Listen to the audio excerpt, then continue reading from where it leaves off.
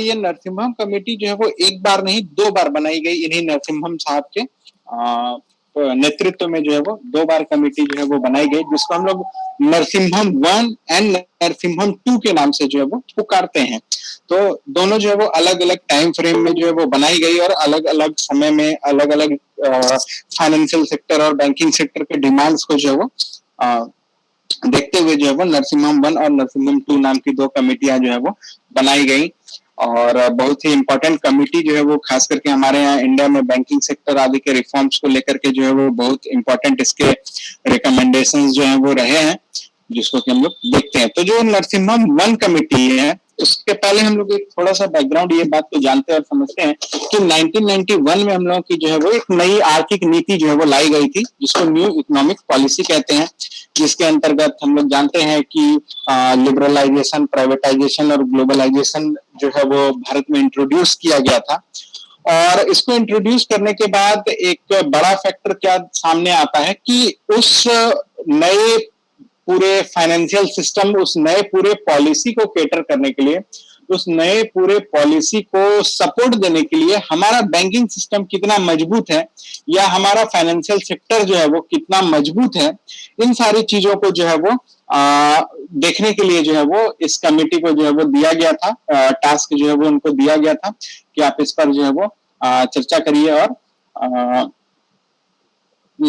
Discussion करके जो है वो बताइए कि कैसे जो है वो आप इस पे सुधार कर सकते हैं। तो इन्हीं सब चीजों से लेकर के जो है वो हमारा नरसिम्हम 1 कमेटी जो है वो बनाया गया। और इसमें जो है वो अगर हम लोग बात करें इसका ईयर, तो ये 1991 में जो है वो नरसिम्हम 1 दिख रहा है ना?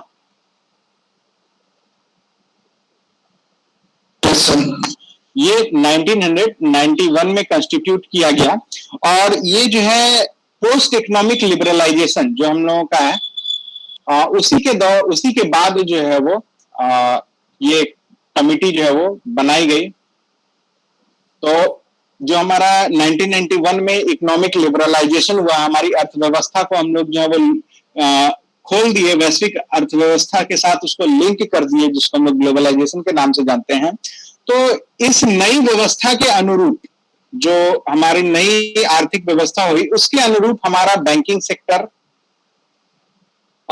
जो है वो कैसे मजबूत हो या इस नई व्यवस्था को कैसे कोप किया जाए, इससे संबंधित कमेटी जो है वो नरसिम्हम 1 कमेटी जो है वो बनाई गई है। इसने बहुत तरह के रिकमेंडेशन दिए और ये जो है पब्लिक सेक्टर बैंक्स जो हैं, जो हमारे सार्वजनिक क्षेत्र के जो बैंक हैं, इनके संख्या को रिड्यूस करने की बात इन्होंने कही। संख्या को जो है वो रिड्यूस करने की, पब्लिक सेक्टर बैंक की संख्या को जो है वो रिड्यूस करने की बात कही और 8 से 10 बैंक्स रखने की जो है वो इन्होंने बात कही। इसके साथ साथ जो भारत में फॉरेन एक्सचेंज बैंक है, फॉरेन एक्सचेंज को लेकर के जो बैंकिंग सिस्टम है या फॉरेन एक्सचेंज को लेकर जो ऑपरेशंस हमारे यहाँ हो रहे हैं, इससे संबंधित रिकमेंडेशन भी जो है वो हमारे नरसिम्हम 1 कमेटी ने जो है वो दी। वही बात करें नरसिम्हम 2 कमेटी की, तो ये नरसिम्हम 2 जो आता है, तो ये कमेटी जो है वो 1998 में बनी और ये 1998 में जो है हम लोग जानते हैं कि हम लोग का जो है वो बैंकिंग सिस्टम जो है वो बहुत सुधार जो है वो होता चला गया। बेसल मानक वगैरह को भी जो है वो हम लोग इंट्रोड्यूस करते चले गए भारत में। और जो सेकेंड जनरेशन जो हमारा फाइनेंशियल सेक्टर रिफॉर्म था, second generation financial sector reform जो हमारा हुआ, इसको केटर करने के लिए जो है वो क्या क्या चीजें करनी चाहिए, यही जो है वो नरसिम्हम 2 कमेटी जो है इसी चीज पर स्टडी कर रहा था और किया। और इन्होंने बहुत इंपॉर्टेंट रिकमेंडेशंस दिए, कुछ को जो है वो देन एंड देयर इमीडिएटली जो है वो फॉलो किया गया। रिकमेंडेशंस को अगर हम लोग देखें तो इन्होंने बताया कि हम लोगों को capital account convertibility, capital account convertibility,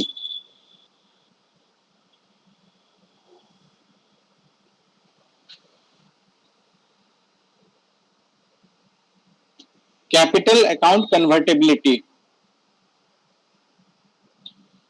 इसको जो है वो हम लोग को मजबूत करना है, इसको स्ट्रांग करना है कि हमारा जो कैपिटल अकाउंट है इसमें जो है वो कैसे जो है इसको मजबूत किया जाए ताकि हमारा जो बैंकिंग सिस्टम है उसको और मजबूत किया जा सके, बैंकिंग सिस्टम को जो है वो स्ट्रांग किया जा सके।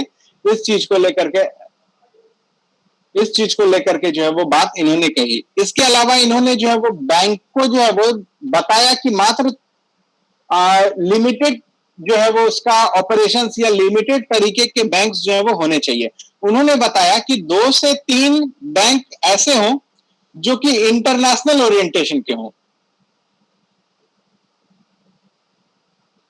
जो इंटरनेशनल ओरिएंटेशन के हों, जो इंटरनेशनल चीजों को जो है वो देखें, जो कि 2 से 3 बैंक ऐसे हों जो कि इंटरनेशनल ओरिएंटेशन के हों।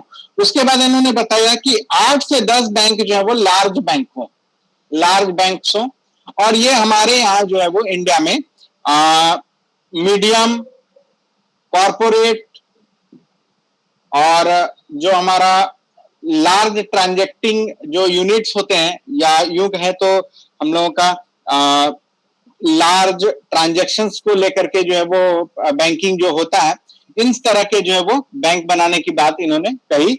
और तीसरा इन्होंने रिकमेंडेशन दिया कि लोकल बैंक्स की जो है वो संख्या बढ़ाई जाए, लोकल बैंक्स की संख्या जो है वो बढ़ाई जाए, यानी large number of local banks जो है वो बनाने की बात इन्होंने कही। तो ये 3 तरह से जो है वो बैंक को जो है वो बांटने की बात कही, जिसमें कुछ ना कुछ अभी हम लोग देख रहे हैं कि लार्जर बैंक्स की संख्या जो है वो कई तरह से जो मर्ज उर्ज भी जो है वो की जा रही है, और लगभग इसी नरसिम्हम 2 कमेटी के रिकमेंडेशन की ओर जो है वो हम लोग धीरे धीरे बढ़ रहे हैं।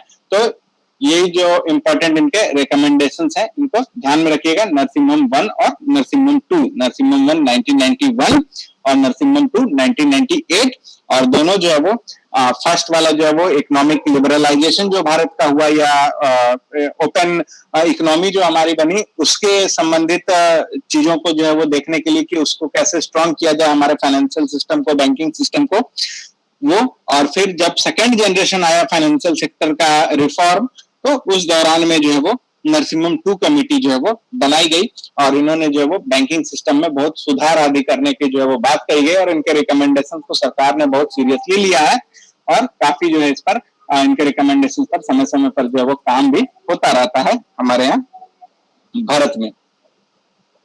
तो ये जो है वो नरसिम्हम 1 और नरसिम्हम 2 के बारे में हम लोग को इतनी बातें जान के रखनी है। नेक्स्ट हम लोग अगर बात करें तो एक आया था मैककिन्से रिपोर्ट। ये मैककिन्से जो है वो मैककिन्से, तो ये मैककिन्से रिपोर्ट भी जो है वो बहुत इंपॉर्टेंट है। ये रिपोर्ट हमेशा समय समय पर जो है वो जारी करता रहता है। मैककिन्से, तो मैककिन्से क्या है? एक प्राइवेट ऑर्गेनाइजेशन है। ये फाइनेंस सेक्टर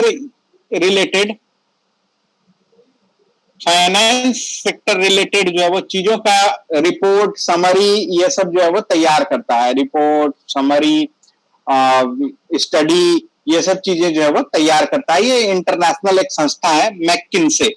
तो ये मैककिन्से जो है वो भारत में भी जो है वो समय समय पर बहुत सारा रिपोर्ट करते रहता है, कभी पॉवर्टी पे, कभी अनएम्प्लॉयमेंट पे, कभी जो है वो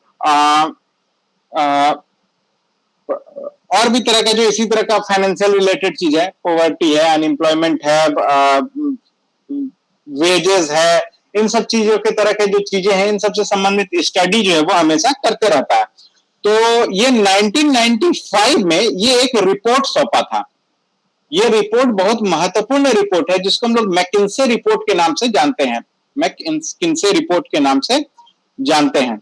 तो ये मैककिन्से रिपोर्ट के आधार पर हम लोग जानते हैं कि हमारे एसबीआई के पहले एसोसिएट बैंक्स हुआ करते थे।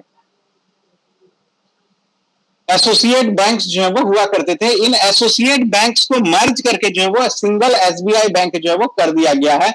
जैसे पहले होता था state bank of Maharashtra, state bank of Travancore, तो इस तरह से जो है वो एसोसिएट जो है बैंक हुआ करते थे, स्टेट बैंक ग्रुप के ही एसोसिएट बैंक हुआ करते थे। तो ये मैकिन्से रिपोर्ट ने 1995 में ही ये बात को रिकमेंड कर दिया था कि इन एसोसिएट बैंक्स को जो है वो एसबीआई में जो है वो मर्ज जो है वो कर दिया जाए और केवल एक सिंगल एसबीआई बैंक जो है वो रहने दिया जाए, जो बाद में काफी बाद में जाकर के जो है वो किया गया।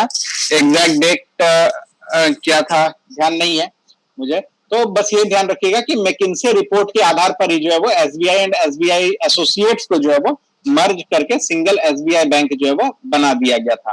तो इसको ध्यान में रखिएगा।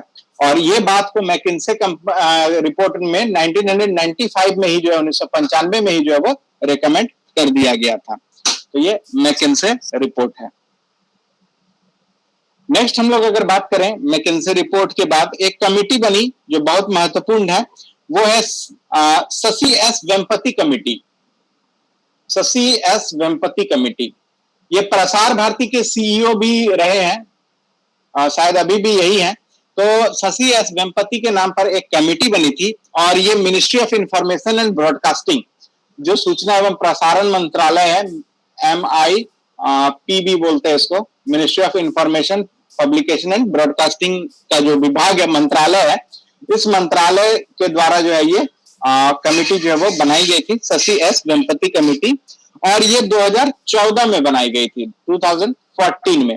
और जो टीआरपी है, बहुत हल्ला सुनते हैं टीआरपी, आज तक नंबर 1, हर चैनल जो न्यूज चैनल बोलता है हम नंबर 1, हम नंबर 1, हम नंबर 1।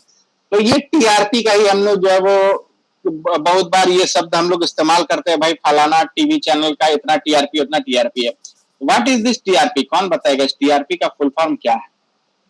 टेलीविजन रेटिंग पॉइंट नहीं, रेटिंग पॉइंट तो है बट नॉट टेलीविजन।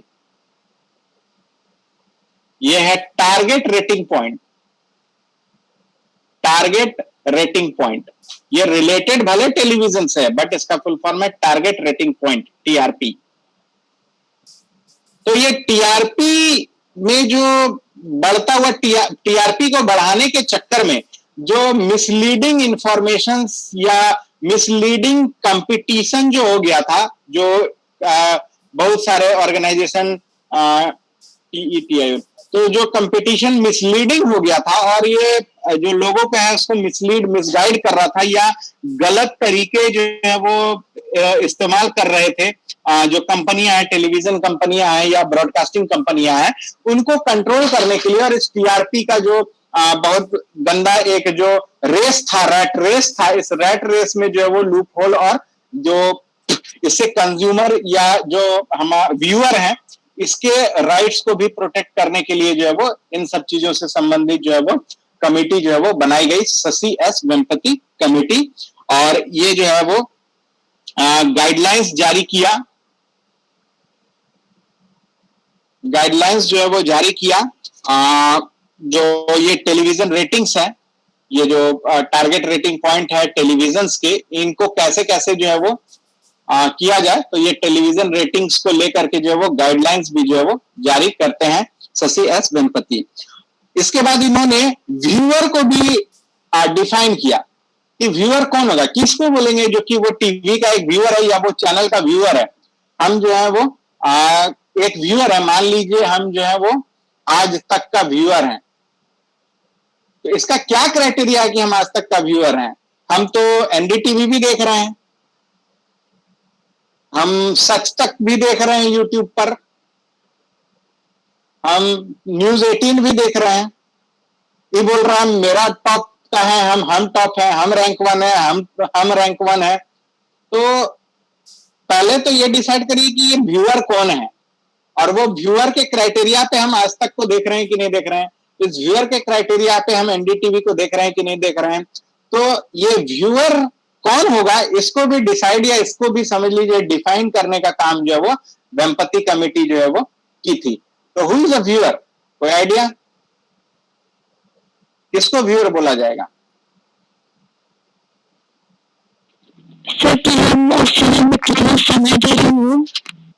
समय दे रहे हैं, लेकिन समय को भी तय किया गया है, समय की एक सीमा जो है वो तय की गई है।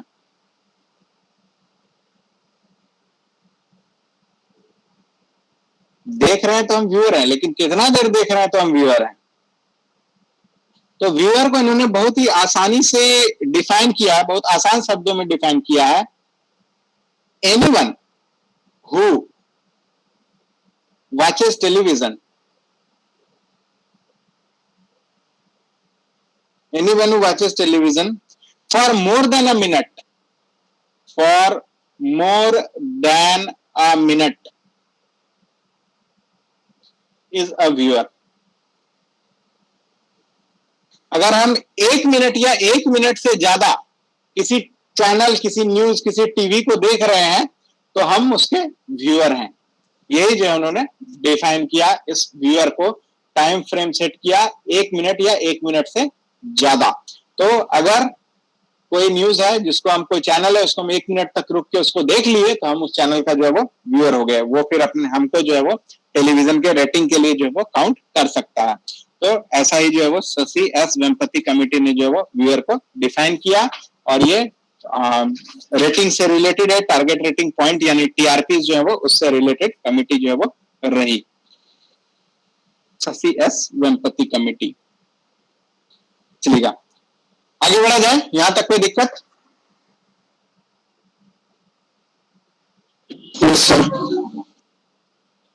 चलिए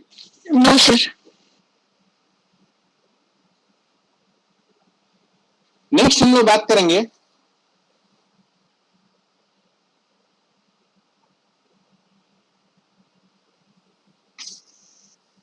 रतन पी वाटल कमेटी। रतन पी वाटल कमेटी, रतन पी वाटल। तो ये रतन पी वाटल कमेटी जो है वो एक बहुत इंपॉर्टेंट कमेटी जो है वो बनी और ये जो है इसको स्टडी करने के लिए या इनका रिकमेंडेशन वगैरह जो है वो किस दिशा में था, तो वो था promote card payment, promote card payment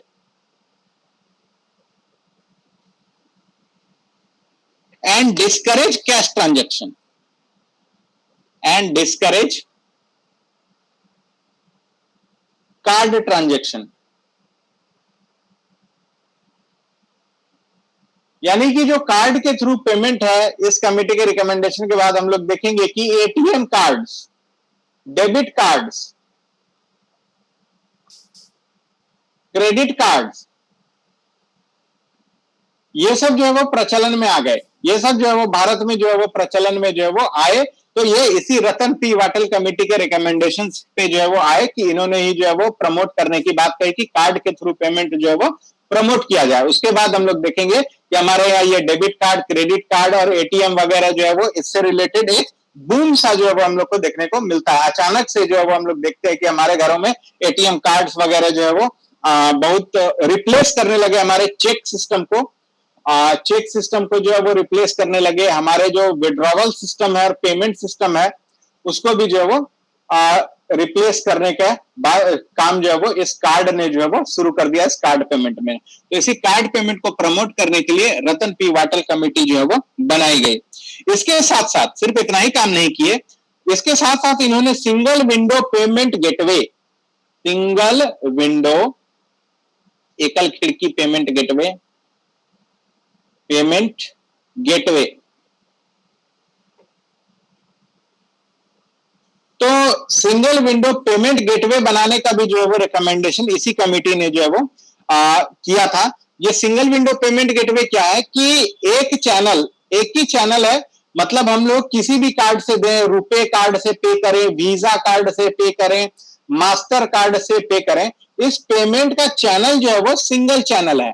यानी कि हम लोग का आप देखेंगे कि मर्चेंट जो है वो रिसीव कर रहा है, जो हमारा पैसा है हम किसी भी कार्ड से पेमेंट करें, इसका जो है वो सिंगल मर्चेंट है। आप चाहे एसबीआई के कार्ड को यूज करिए, एचडीएफसी के कार्ड को यूज करिए या अन्य बैंक के कार्ड को यूज करिए, रुपए करिए, मास्टर कार्ड करिए, वीजा करिए, कोई भी कार्ड यूज करिए, आप देखिएगा वो एक सिंगल मर्चेंट के पास जाता है। आपका कार्ड किसी भी कंपनी का हो, वहां से आप जैसे पेमेंट के लिए जाएंगे तो उसका डायरेक्ट जो आप देखिएगा कि मर्चेंट जो है वो सिंगल मर्चेंट की ओर जाता है। और इसमें मर्चेंट में जो है वो अब जो है वो वर्तमान समय में 2-3 तरह के जो है वो मर्चेंट इसमें आ गए हैं, लेकिन ओवरऑल ये भी जो है वो गेटवे जो है वो सेम कर दिया गया है। तो ये जो हमारा सिंगल विंडो पेमेंट गेटवे है, इसको भी जो है इसी रतन पी वाटल कमेटी ने जो है वो इंट्रोड्यूस किया था। इनके द्वारा ही जो है वो इंट्रोड्यूस किया गया था, लाया गया था ये सिंगल विंडो पेमेंट गेटवे। इसके बाद ये सिस्टम अभी एडेप्टेड है, ये सिस्टम हम लोग अभी भी एडेप्ट करके रखे हुए हैं, ये सिंगल पेमेंट गेटवे जो है वो उसको हम लोग एडेप्ट करके रखे हैं। इसके बाद इस कमेटी को जो है वो एक बहुत पॉपुलर नाम से जाना जाता है, इसको रोड मैप कमेटी बोलते हैं। Road map committee toward digital payment, road map committee towards digital payment.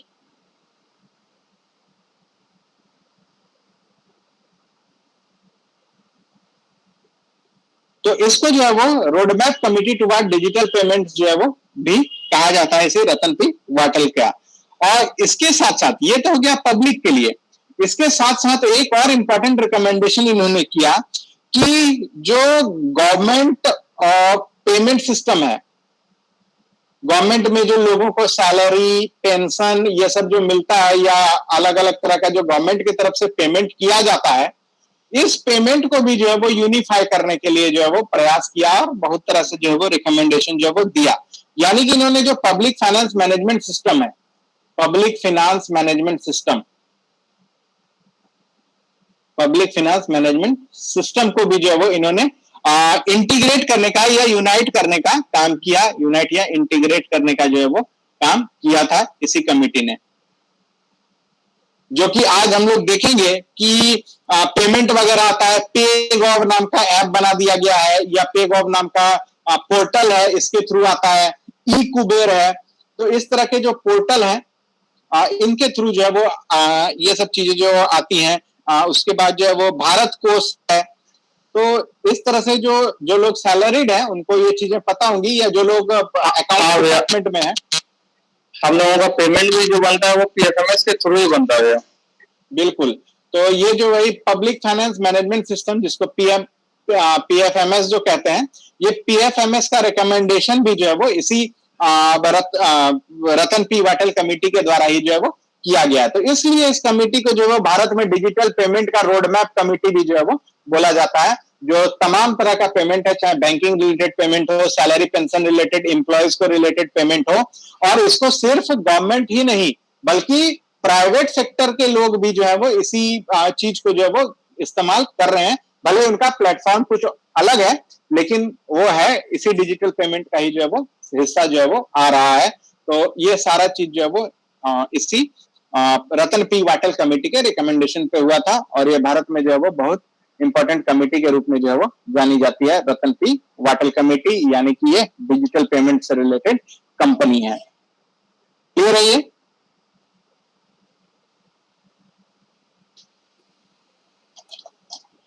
Yes sir. चलिएगा आगे हम लोग बात करें। ज्यादा नहीं, 2-3 कमेटी और जो है बस उसको हम लोग को देखना है। तो ये इकोनॉमी वाला में कमेटी सेक्शन जो है वो कवर हो जाएगा, इसलिए घबराइएगा नहीं कि बहुत सारा जो हो रहा है।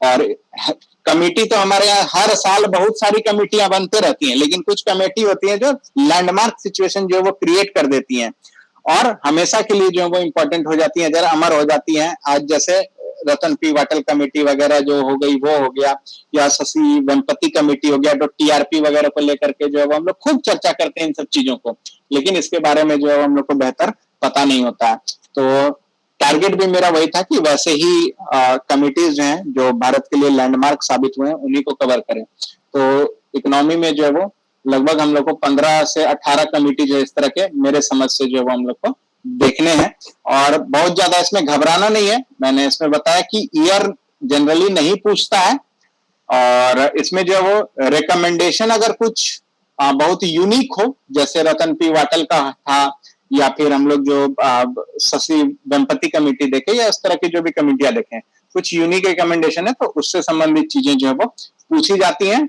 और इसमें जो है वो रिलेशन की किस चीज से रिलेटेड है ये भी चीजें जो है पूछी जाती हैं। तो यही 3-4 चीजें जो है वो इर्द गिर्द जो है वो पूछी जाती हैं। कुछ कमिटीज का ईयर वगैरह जो है वो पूछा जाता है, लेकिन वो पॉलिटी वाले रिलेटेड सेक्शन में जो है वो देखा गया था।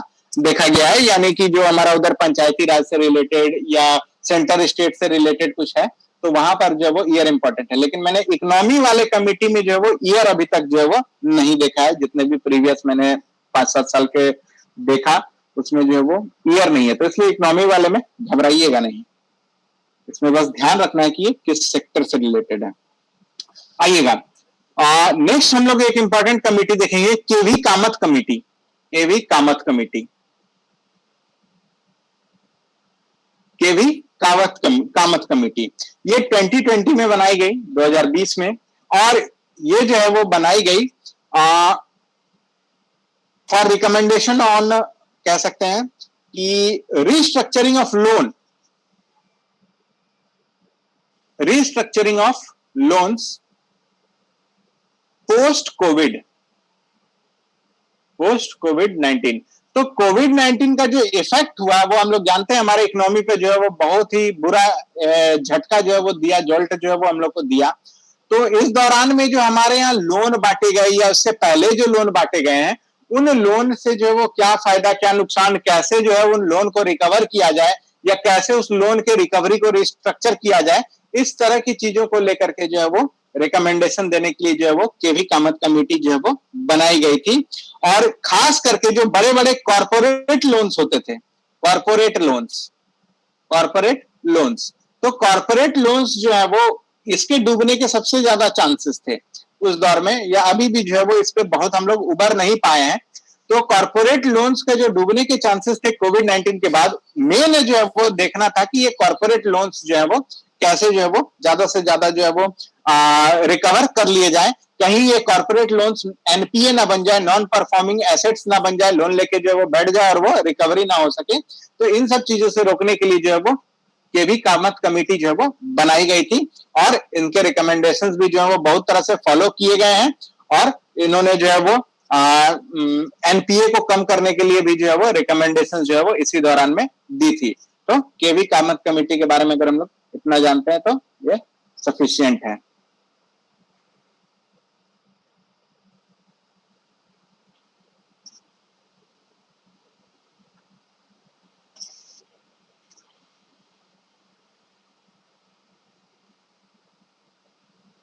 क्लियर है यहां तक? हाँ। Yes sir. चलिए,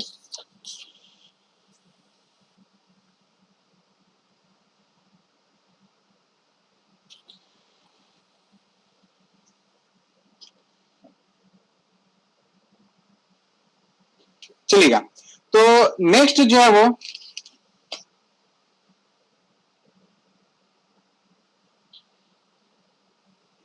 एक बी शिवरमन कमेटी है, B Sivaraman committee.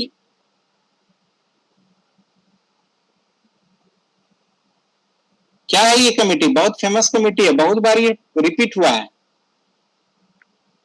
Sir NABARD की स्थापना हुई थी ना, नाबार्ड। यस, नाबार्ड जो है जिसकी स्थापना जो है वो 12 जुलाई 1982 को स्थापना हुई थी। और याद रखिएगा, नाबार्ड का स्थापना विथ डेट पूछा है, प्रीवियस ईयर क्वेश्चन में जो है वो विथ डेट जो है वो पूछा गया है। क्या है नाबार्ड का full form? National bank for agriculture and rural development. Yes, national bank for agriculture and rural development. तो नाबार्ड से रिलेटेड जो है ये बी शिवरमन कमेटी के ही रिकमेंडेशन पर जो है वो नाबार्ड की जो है वो स्थापना जो है वो की गई है 12 जुलाई 1982 में। तो इसमें बस इतनी सी बातें ध्यान रखनी। अब हम लोग जो जा रहे हैं वो पुरानी कमिटीज की ओर जा रहे हैं, जो बहुत पुराने हैं, 20-30 साल पुराने जो है वो होते जा रहे हैं, लेकिन स्टिल हमारे लिए इंपॉर्टेंट है। तो इसी में एक बी शिवरमन कमेटी है जो कि नाबार्ड की स्थापना का जो है वो रिकमेंडेशन करते हैं। नेक्स्ट हम लोग अगर बात करें तो हमारा आता है एमजे फेरवानी कमेटी, जिसको हम लोग फेरवानी कमेटी के नाम से जानते हैं।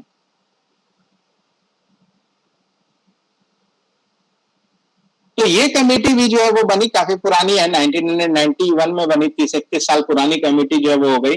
और ये जो है वो स्टॉक एक्सचेंज जो बोर्ड है, स्टॉक एक्सचेंज बोर्ड है हमारा, स्टॉक एक्सचेंज, इससे संबंधित जो विवाद या जो कहें कि इसमें जो भ्रष्टाचार जो था, करप्शन जो था, या इसमें जो इरेगुलरिटीज आ रही थी, इससे संबंधित स्टडी करने के लिए जो है वो फिरवानी कमेटी बनाई गई। इसका रिकमेंडेशन में एक बहुत ही इंपॉर्टेंट रिकमेंडेशन इसने किया कि एक नहीं दो, जो हमारा पहले जो स्टॉक एक्सचेंज था वो केवल बॉम्बे स्टॉक एक्सचेंज था, बीएसई, बॉम्बे स्टॉक एक्सचेंज था। इसमें से जो है वो अब इन्होंने इसी कमेटी, फिरवानी कमेटी के रिकमेंडेशन पर नेशनल स्टॉक एक्सचेंज एनएससी भी जो है वो बनाया गया, और जो एनएससी का फॉर्मेशन है वो इसी फिरवानी कमेटी के रिकमेंडेशन पर जो है वो किया गया। ये जो फिरवानी है, एमजे फिरवानी, ये बहुत बड़े जो है वो बड़े बड़े जगहों पर, फाइनेंशियल जगहों पर जो है वो तैनात रहे। कभी unit trust of India UTI के भी जो है वो चेयरमैन रहे, विभिन्न कमिटीज में रहे, बैंक में जो है वो बड़े बड़े पदों पर जो है वो रहे। आप लोगों ने वो हर्षद मेहता वाली वेब सीरीज देखी होगी, उसमें भी जो है वो इन फिरवानी साहब को जो है वो प्रोजेक्ट किया गया है, दिखाया गया है, और इन पर जो है वो करप्शन आदि के भी बहुत चार्जेस जो है वो लगते हैं। तो ये जो है वो खैर बाद की चीजें हैं, लेकिन हम लोग को ये जानना है कि जो भारत में हम लोग एनएससी देख रहे हैं, नेशनल स्टॉक एक्सचेंज जो हम लोग देख रहे हैं, जो हमारा एक्सचेंज है, स्टॉक का जो एक्सचेंज हम लोग करते हैं वो भारत में अभी दो माध्यम से होता है, बीएसई और एनएससी। तो जो बीएसई है बॉम्बे स्टॉक एक्सचेंज, और एनएससी जो है वो नेशनल स्टॉक एक्सचेंज। तो ये नेशनल स्टॉक एक्सचेंज जो है वो फिरवानी कमेटी के ही रिकमेंडेशन पर जो है वो लाया गया है। नेक्स्ट इसका एक और रिकमेंडेशन है जो बहुत इंपॉर्टेंट है, इसमें computerised network, computerised national stock exchange,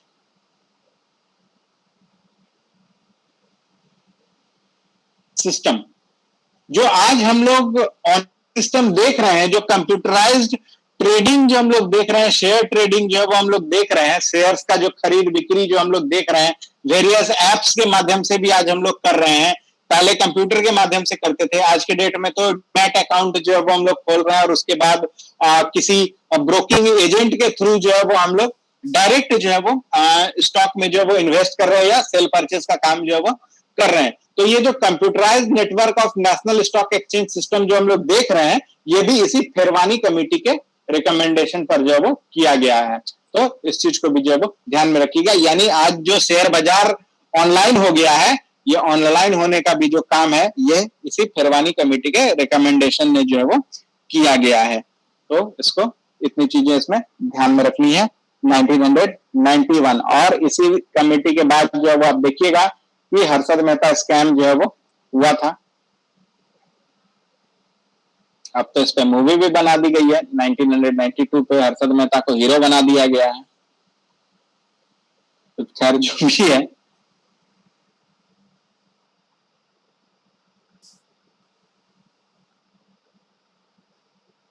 तो नेक्स्ट है एमजे फिरवानी कमेटी, हम लोगों ने देख लिया। नेक्स्ट अगर हम लोग बात करें तो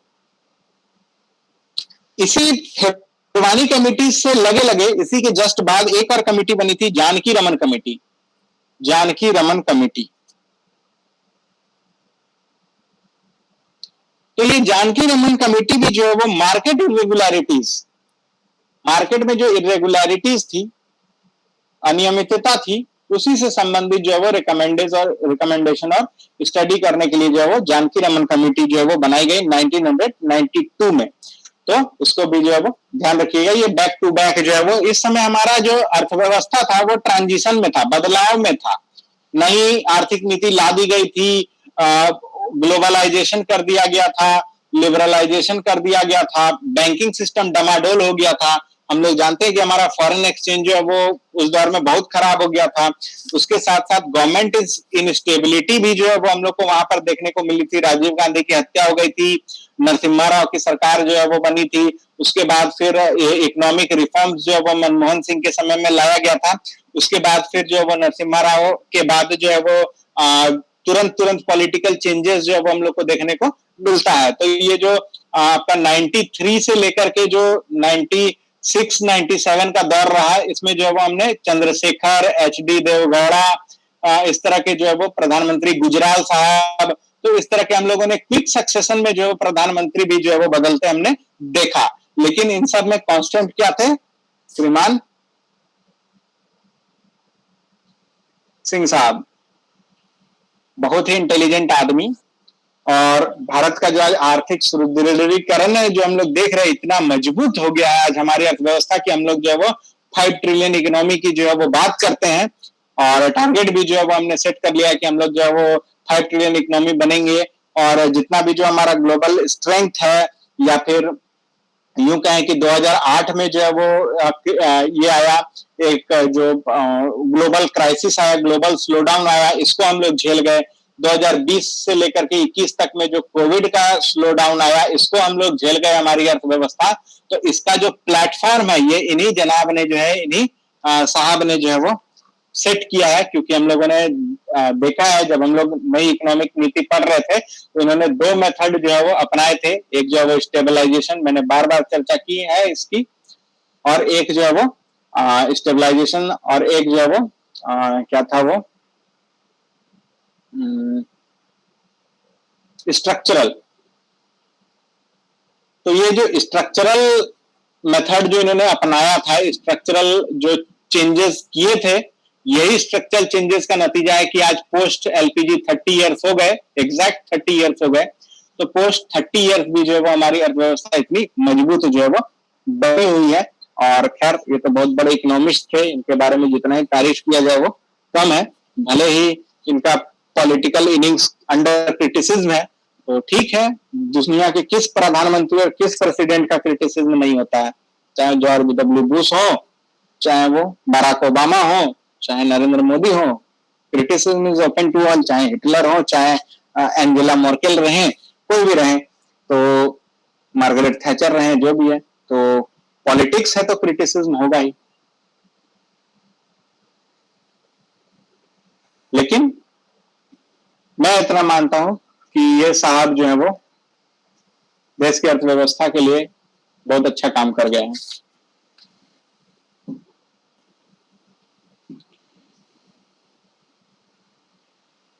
चलिएगा, तो हम लोगों ने फिरवानी कमेटी से भी रिलेटेड चीजों को हम लोगों ने देख लिया। इसके बाद हम लोग जो है वो देखेंगे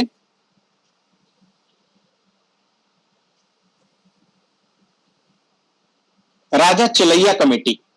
ये भी जो है वो बहुत इंपॉर्टेंट है, राजा चिलैया कमेटी, जिनको हम लोग चिलैया कमेटी के नाम से भी जानते हैं।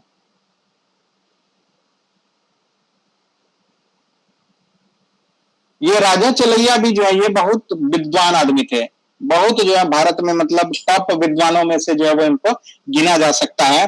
और ये पद्म विभूषण भी है, इस बात को भी जानिएगा। पद्म विभूषण इनको 2007 में दिया गया है, और इनको जो है वो फादर ऑफ टैक्स रिफॉर्म्स कहा जाता है भारत में, father of tax reforms, Raja Chelliah.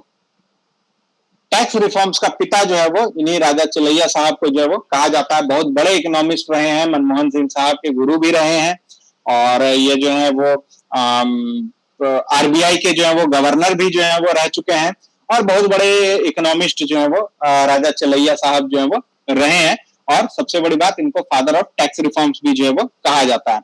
तो इनकी जो कमेटी बनी थी, राजा चिलैया कमेटी, ये भी जो है वो 1991 में जो है वो बनाई गई थी। 1991 में भी, फिर हम लोग इसका बैकग्राउंड जानते ही है कि उस समय में हमारी इकोनॉमी जो है वो बहुत डमाडोल स्थिति में आ गई थी।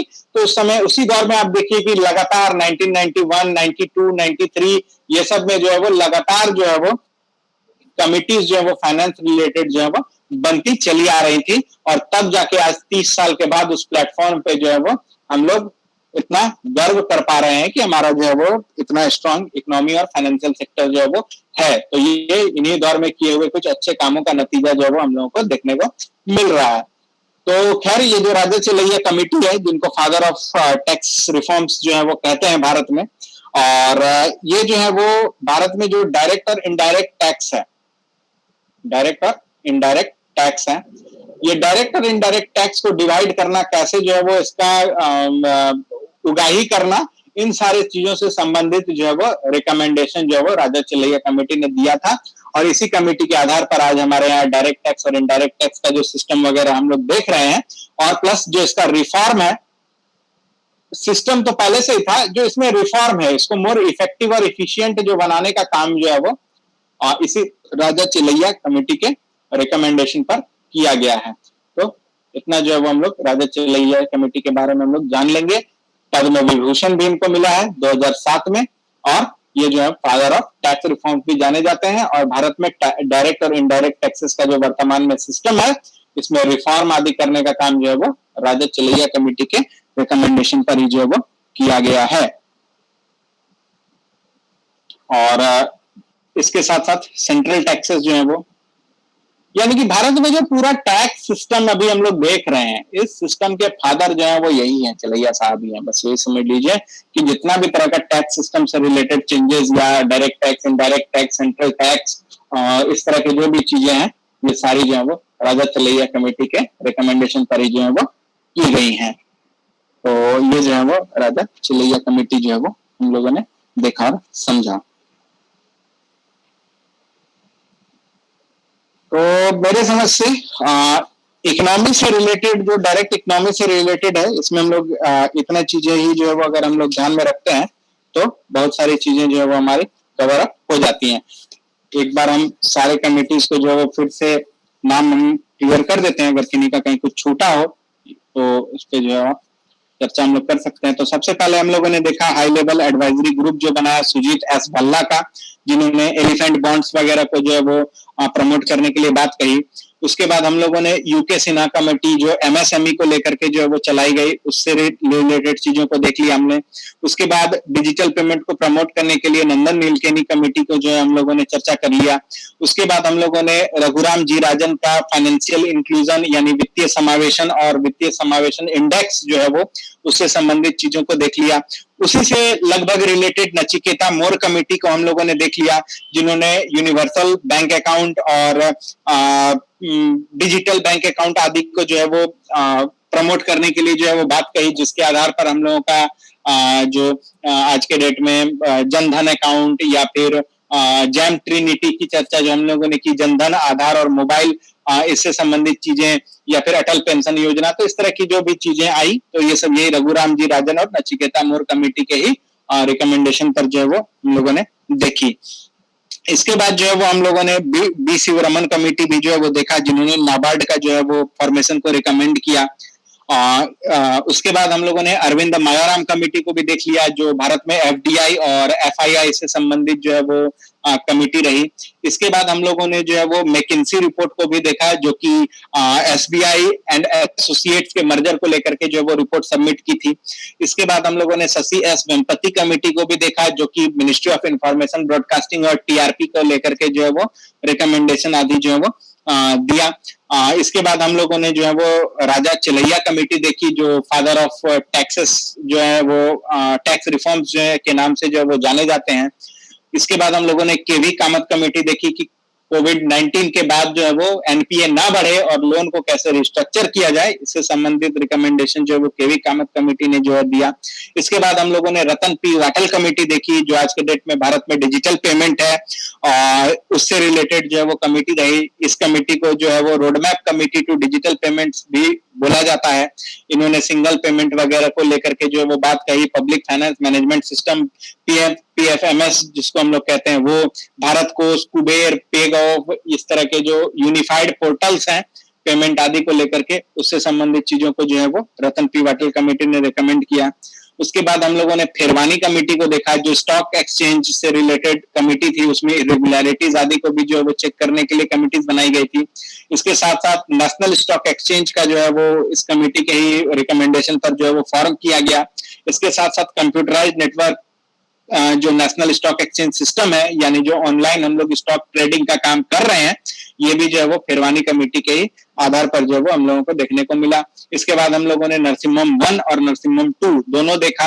इकोनॉमिक लिबरलाइजेशन के दौरान बैंकिंग फंक्शनिंग को कैसे मजबूत किया जाए, इससे रिलेटेड जो है वो 1991 वाली नरसिम्हम 1 कमेटी जो है वो हम लोग को देखने को मिली।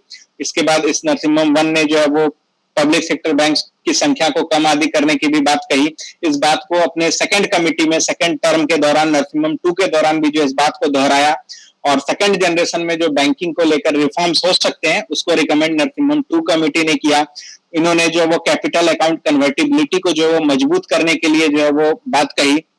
इसके साथ साथ इन्होंने 3 टाइप के बैंक बनाने की बात कही।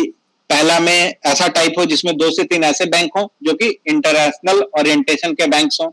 8 से 10 ऐसे बैंक हो जो लार्जर बैंक्स हो जो जनरल पब्लिक के या लार्ज मीडियम कॉर्पोरेट्स ये सबको जो वो लोन दे।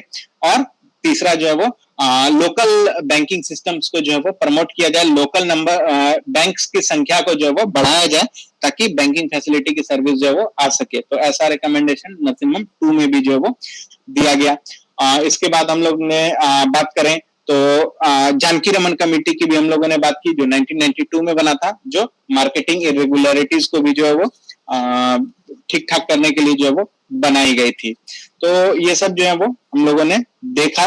और इसके अलावा जो है वो हम लोगों ने कुछ रैंडम कमिटीज के बारे में भी जो है वो कल चर्चा की, जिसमें कि हमारा सबसे इंपॉर्टेंटली नरेंद्र मोदी कमेटी जो आजादी का अमृत महोत्सव है उससे रिलेटेड जो कमेटी बनाई गई जिसको खुद प्रधानमंत्री ने हेड किया।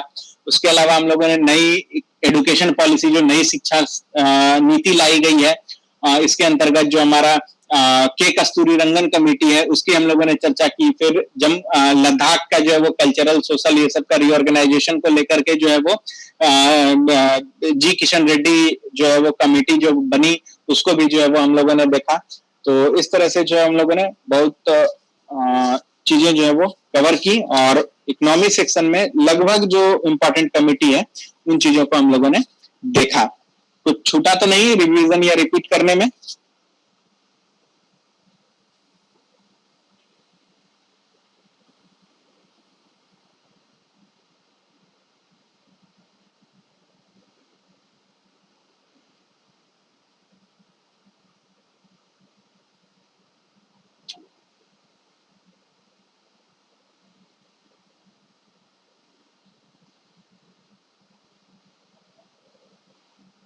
तो ये सारी जो है वो बैंकिंग फाइनेंस ये सब से रिलेटेड जो है वो इम्पोर्टेंट कमिटीज जो है वो हम लोगों ने देखी।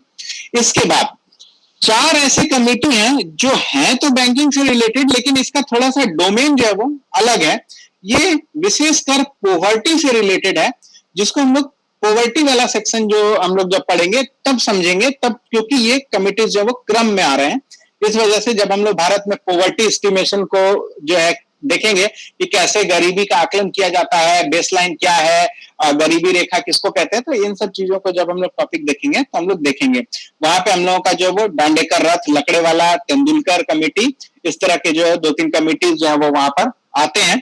फिर उसके बाद जो है वो अरविंद पनगड़िया टास्क फोर्स भी जो है वहां पर गठित किया गया था। तो ये सारे चीजें जो है वो जब हम लोग उस टॉपिक में करेंगे तो वहां से करेंगे क्योंकि उधर का कुछ कॉन्सेप्ट जो है वो इसमें इंक्लूड होगा।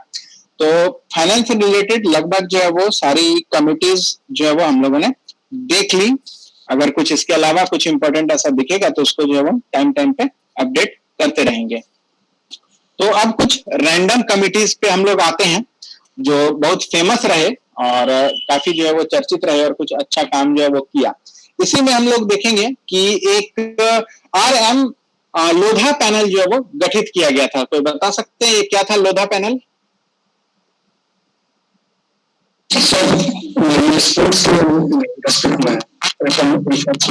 स्पोर्ट्स के रेस्पेक्ट में है लेकिन कुछ स्पेसिफिक है। सर क्रिकेट को लेकर है, वो IPL में जो ये हुआ था फिक्सिंग वगैरह उससे रिलेटेड। यस, IPL जो स्कैम हुआ था, IPL में जो स्कैम हुआ था, जो हम लोग देखे थे श्रीसंत जैसे इंटरनेशनल प्लेयर को जो है वो बैन लगा दिया गया था, लाइफ टाइम बैन पे अभी हटा लिया गया है। तो ये IPL स्कैम को जो है वो पता करने के लिए जो है वो RM लोधा कमेटी जो है वो बनाई गई थी। ये रिटायर्ड जज थे और इनके ही रिकमेंडेशन पर जो है वो IPL को जो है वो आज जितना देख रहे हैं जो प्योरिटी उसमें देखा जा रहा है या वो जो है RM लोधा कमेटी के रिकमेंडेशन पर जो है वो किया गया था। तो IPL रिलेटेड स्कैम जो है वो यही लोधा कमेटी जो है वो रिकमेंड की थी और इसने जो है वो कुछ बैन भी लगाया था कुछ टीम्स पर, क्या नाम था, कोच्चि टस्कर्स, ये चेन्नई दो टीम भी आई थी। सुपर नहीं नहीं, चेन्नई नहीं, कोच्चि टस्कर्स और एक कोई टीम आई थी जिसको बैन किया गया था। दो टीमें, कोच्चि टस्कर्स और एक और कुछ था, पुणे सुपर जायंट्स। नहीं सर, वो तो उसके बाद आई थी, 2 सालों के बाद था ना, सिचुएशन में वो टीम आई थी। अच्छा अच्छा, गुजरात और ये पुणे सुपर जायंट्स। अच्छा अच्छा, तो जो भी है, तो ये आईपीएल से ही संबंधित स्कैम को जो है वो डिटेक्ट करने के लिए जो है वो बनी थी आरएम लोधा पैनल। नेक्स्ट हम लोग अगर बात करें तो विवेक देबरॉय कमेटी, ये भी जो है बहुत इंपॉर्टेंट कमेटी बनी, विवेक देबरॉय कमेटी।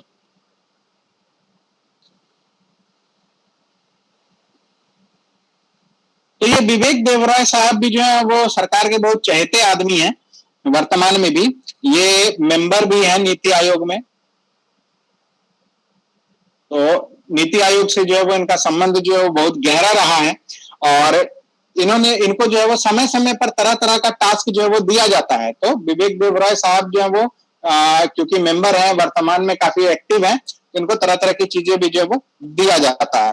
तो इनसे संबंधित जो कमेटी बनाई गई थी, इसमें पॉइंट्स को सिर्फ याद रख लेना है कि जो रेलवे बोर्ड है हमारा, रेलवे बोर्ड्स है, हम लोग देखते हैं ना आरआरबी जिसको कहते हैं, ये रेलवे बोर्ड्स का रीऑर्गेनाइजेशन एंड फॉर्मेशन, इसको करने के लिए भी जो है वो विवेक देबरॉय साहब ने ही जो है वो रिकमेंड किया। जो रेलवे का प्राइवेटाइजेशन हो रहा है, रेलवे का जो प्राइवेटाइजेशन हो रहा है, या जो पीपीपी मोड पे, पब्लिक प्राइवेट पार्टनरशिप मोड पे जो है वो हम लोग रेलवे को दे रहे हैं, ये भी जो है इन्हीं विवेक देबरॉय कमेटी के रिकमेंडेशन पर ही जो है वो किया गया। इसके साथ साथ हमारा जो है वो डेडिकेटेड फ्राइट कॉरिडोर तैयार है, दौड़ भी रहा है, डेडिकेटेड फ्राइट कॉरिडोर। क्या है डेडिकेटेड फ्राइट कॉरिडोर? लॉजिस्टिक के लिए। बिल्कुल, लॉजिस्टिक के लिए। क्या लॉजिस्टिक के लिए तो है, बट क्या, कैसे? सर मालवाहक गाड़ियाँ चलेंगी इसमें, सिर्फ नॉर्मल ट्रेन नहीं चलेंगे वैसे। और ईस्टर्न और वेस्टर्न दो बनाए जा रहे हैं। यस, हाँ, जो ईस्टर्न जापान से और वेस्टर्न वर्ल्ड बैंक से।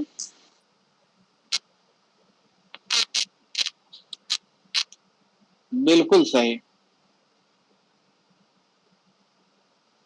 तो ये फ्राइट कॉरिडोर, यानी जो हमारा फ्राइट है, जो माल है, इसको ढोने के लिए जो है वो डेडिकेटेड कॉरिडोर है। यानी कि हम लोग देखते हैं कि हम लोगों के जनरल जो रेलवे ट्रैक्स हैं, इस जनरल रेलवे ट्रैक पे पैसेंजर ट्रेन्स प्लस मालवाहक जो वैगन्स हैं, जिसको हम लोग कहते हैं वो, जिसको मालगाड़ी हम लोग कहते हैं, वो दोनों जो है वो एक ही ट्रैक पे जाते हैं, जिस वजह से पैसेंजर ट्रेन को पास करने के चक्कर में इन मालगाड़ियों को, इन वैगन्स को जो है वो बहुत ज्यादा जो है वो इंतजार जो है वो करना पड़ता था, जिससे क्या होता था कि सप्लाई चेन जो है वो लंबा होता चला जाता था, और पेरिसेबल आइटम्स वगैरह को भी दिक्कत होती थी, या फिर यूं कहें कि कॉस्ट इफेक्टिव जो है वो नहीं हो रहा था, क्योंकि रेलवे इंजन वगैरह को जो है आप स्विच ऑफ नहीं कर सकते। ये मोटरसाइकिल का इंजन तो है नहीं कि उसको ऑफ कर दिए, तो उसका जो है वो एक स्टैंड बाय इंजन जो है वो हमेशा जो है वो ऑन रहता था। तो बहुत तरह के जो है, इसको जितना लंबा इंतजार रहेगा उतना जो है वो एक्सपेंस जो है वो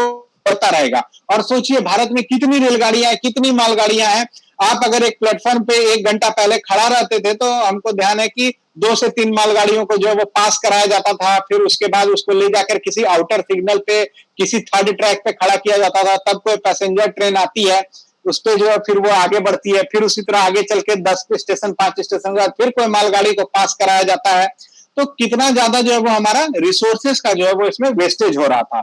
इस रिसोर्सेस को वेस्ट से रोकने के लिए, या फिर हमारे लॉजिस्टिक सेक्टर को जो है वो बूस्ट देने के लिए, टाइम फ्रेम को जो है कम करने के लिए, केवल मालगाड़ियों के चलने के लिए जो है डेडिकेटेड कॉरिडोर का निर्माण जो है वो किया गया है, डेडिकेटेड पटरियों का निर्माण जो है वो किया गया है, जो कि ईस्ट से भी लेकर ईस्ट साइड से ईस्टर्न इंडिया को कनेक्ट करते हुए और एक वेस्टर्न साइड के इंडिया को जो है वो कनेक्ट करते हुए जो है वो बनाया गया और भविष्य में इसको बहुत ज्यादा एक्सपेंशन देने की बात जो है वो की जा रही है। और इसके साथ साथ इसको जो है वो ग्रीन कॉरिडोर के रूप में भी जो है इसको डेवलप किया जाएगा, क्योंकि इसमें जो है वो वेस्ट वगैरह भी जो जनरेट नहीं होता। हालांकि अब तो पैसेंजर ट्रेन में भी जो है वो बायो टॉयलेट्स आ गए तो वेस्ट नहीं होता है। तो इन सब चीजों को भी जो है वो देखते हुए जो है वो ये डेडिकेटेड फ्राइट कॉरिडोर जो है वो भारत में बनाया जा रहा है, ये फंक्शनल है। और इस डेडिकेटेड फ्राइट कॉरिडोर की सबसे पहले बनाने की अगर बात हम लोग करें तो अमर्त्य सेन साहब ने जो है वो बताया था, इन्होंने बताया था कि भारत में अगर ये डेडिकेटेड फ्राइट कॉरिडोर ऐसा कुछ बन जाए तो हमारा ट्रेन का ट्रांसपोर्टेशन सिस्टम और मालवाहक ट्रांसपोर्टेशन जो है पोटेंशियल है मार्केट का वो बढ़ जाएगा।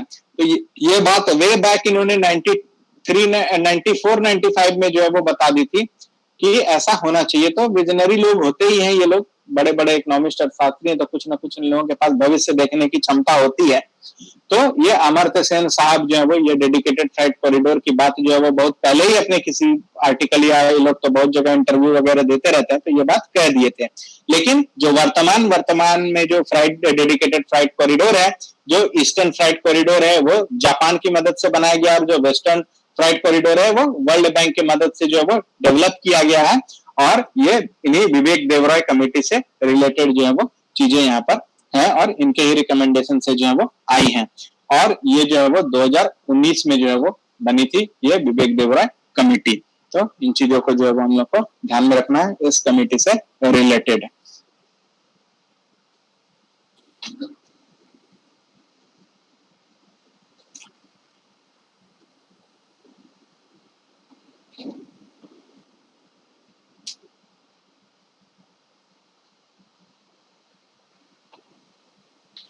क्लियर है यहाँ तक? Yes sir. चलिएगा, तो नेक्स्ट हम लोग जो है वो कुछ और रैंडम कमिटीज के बारे में बात कर रहे थे, उसी पर जो है वो हम लोग चर्चा करते हैं। और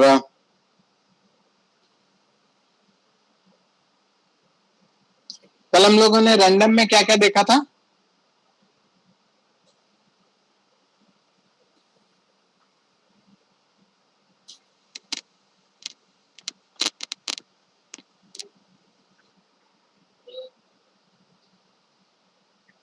Narendra Modi committee, madam B Lokur, G Krishna Reddy, Madan B Lokur, madam नहीं, मदन अच्छा मदन बी लोकुर कमेटी। और मिहिर सिंह कमेटी थी सर, मिहिर सेन, यस मिहिर सेन। और एक sir new education Kasturi Rangan committee, K Kasturi Rangan, Mihir Sen committee. ये मिहिर सेन कमेटी मैं आपको बता रहा हूँ, ये जरूर आने वाले कुछ एग्जाम में आपको जरूर दिख जाएगा। राष्ट्रीय जल नीति जो है हमारा, जो water policy, national water policy है, वो इसी मिहिर सेन कमेटी ने जो है वो रिकमेंड किया है।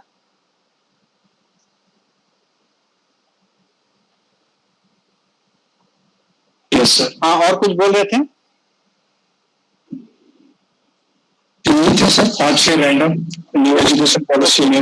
इसी में आगे बढ़ते हैं। 5+3+3+4 मॉडल। अच्छा, फर्स्ट स्टेट कौन था नई शिक्षा नीति एजुकेशन पॉलिसी को लागू करने वाले? कर्नाटका नहीं, हिमाचल प्रदेश। अरे यस सर, हिमाचल प्रदेश था।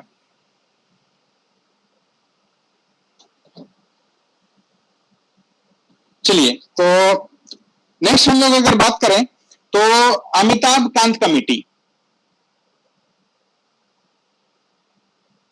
अमिताभ कांत कमेटी जो है वो बहुत इंपॉर्टेंट कमेटी। ये भी जो हम लोग जानते हैं नीति आयोग के एक्स सीईओ भी जो है वो रह चुके हैं, अभी नहीं है। और ये भी जो है वो बहुत सरकार के क्लोज व्यक्ति रहे हैं, बहुत तरह की चीजों में इन्होंने जो रिकमेंडेशन आदि जो है वो दिया है। तो वर्तमान में हम लोग जानते हैं कि ट्रेन को जो निजी क्षेत्रों में दिया जा रहा है, ट्रेन नहीं एक्चुअली ट्रेन प्लस प्लेटफॉर्म्स जो हम लोग के बन रहे हैं, हम लोग हमेशा देखते हैं पॉलिटिकल ये की वजह से कि बोला जाता है ट्रेनों का निजीकरण किया जा रहा है। तो ट्रेन का भी निजीकरण जो है वो किया जा रहा है। इसके साथ साथ मेनली जो है प्लेटफॉर्म और ऑपरेशंस, इन दोनों पे जो ऑपरेशंस हैं, ये ऑपरेशंस का प्राइवेटाइजेशन किया जा रहा है। मेनली ये दशा जो है वो ये है कि हम लोग जो ट्रेन को जो ऑपरेट कर रहे हैं, जो वहां पे जितने सिस्टम्स आदि लगे हुए हैं, इस सिस्टम को जो है वो प्राइवेट सेक्टर को दिया जाए ताकि ये मोर इफेक्टिव और इफिशिएंट जो है वो चीजों को जो है वो कर सके।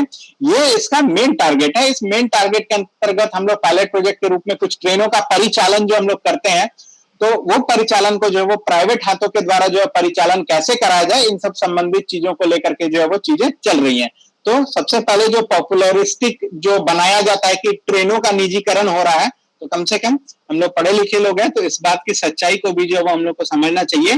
ट्रेनों का निजीकरण से ज्यादा हमारा फोकस है ऑपरेशंस पे। ट्रेन चल रहा है, इतना बड़ा सिस्टम चल रहा है, ऑनलाइन सिस्टम है, आप ट्रेन के अंदर बैठ के अपने आप को लोकेट कर पा रहे हैं, आपको घर में बैठे हुए आदमी लोकेट कर पा रहे हैं कि आपकी ट्रेन कहाँ पहुंची, ट्रेन में जो है वो कितना ज्यादा जो है कहाँ पे वो ग्रीन सिग्नल होगा, रेड सिग्नल होगा, कितनी स्पीड से चल रही है, कितना देर रुकना है, कितना मिनट रुकना है। अब इतना सटीकता हो गई है कि इंजन और बोगी तक कहाँ लगेगा ये आपको पता रहता है ऑनलाइन सिस्टम में। आपका जो है वो इंजन इस जगह पे लगेगा, इतने मीटर पे लगेगा, इतने सेंटीमीटर पे लगेगा, ये सारी बातें जो है आपको पता है।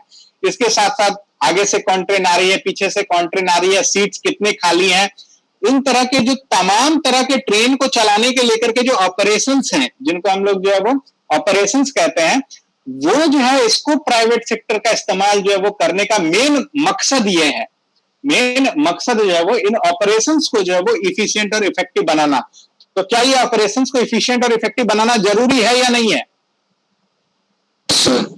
आप ही बताइए।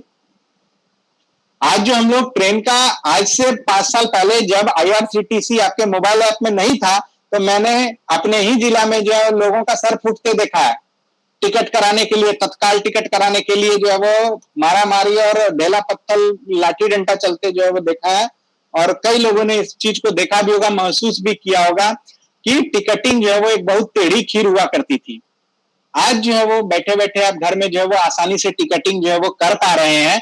तो इसमें भी जो आप देखिएगा कि IRCTC का जो है वो बहुत बड़ा जो है वो रिफॉर्म जो है वो इसमें आया और IRCTC जो है इसको बहुत आसान जो है वो कर पा रही है। यानी कि टिकटिंग सर्विस जो है वो हमारा वो आसान हो रहा है प्राइवेट सेक्टर के आने के बाद।